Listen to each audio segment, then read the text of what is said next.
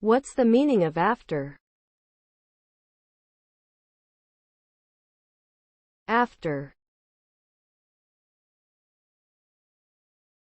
After.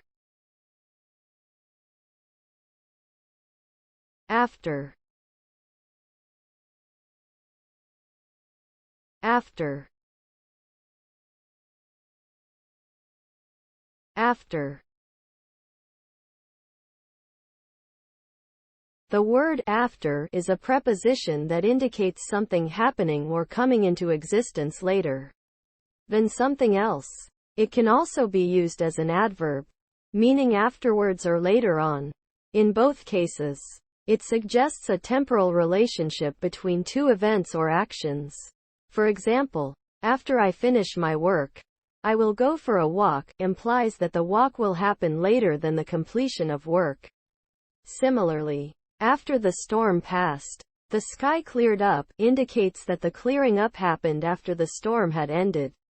Overall, after signifies a chronological sequence of events.